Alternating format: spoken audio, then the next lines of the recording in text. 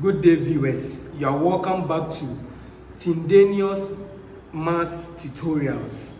If you are new here, kindly share, like, comment and subscribe for more interesting videos and catchy topics. We've already set the ball rolling. In fact, we've covered extensively on permutations, that is conditional permutations. Permutations coming with what? Restrictions, coming with certain conditions, right? So if you are new here, just kindly visit my previous lecture videos for revision, okay? So we have question on the board. 3 digit numbers are to be obtained from the digits. We have 1, 2, 3, 4, 5, 6, and 7. If repetition of digits is allowed, in how many ways can the numbers divisible by 2 be formed? This is very simple, right? I said first and foremost, look out for the value of n and r. So n denotes the total number of the digits. So I have 1, 2, 3, 4, 5, 6, 7. So I have 7 number of items, right? Taking at a time what? So r here denotes the 3. Is that also 3? Good. And we said we have permutations with repetition and we have permutations without repetition. So we have a permutation where repetition is not allowed. It goes by the formula n permutation r. But if you have a situation where repetition is allowed, so where repetition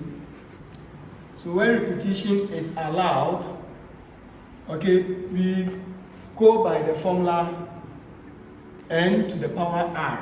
So n permutation r will change to n to the power r, okay? So let's do our substitution. We have what? 7 raised to an exponent of 3, which is equal to what? 7 times 7, then times what? Times 7.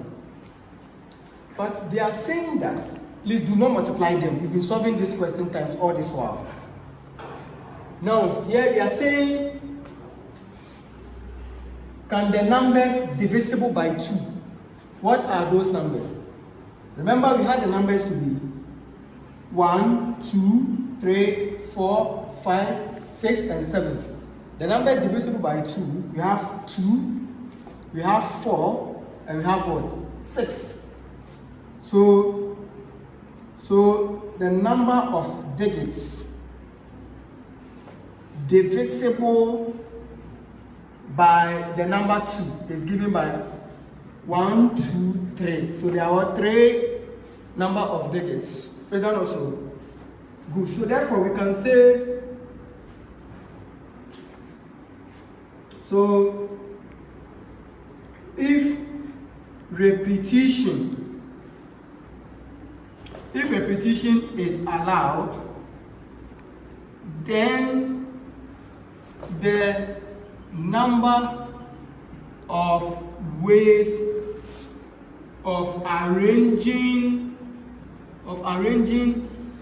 numbers divisible by 2 is given by, viewers, we had it to be this, right? I said do not multiply it, right? We have 7 by 7 by 7. So I have 7 times 7, then times 7.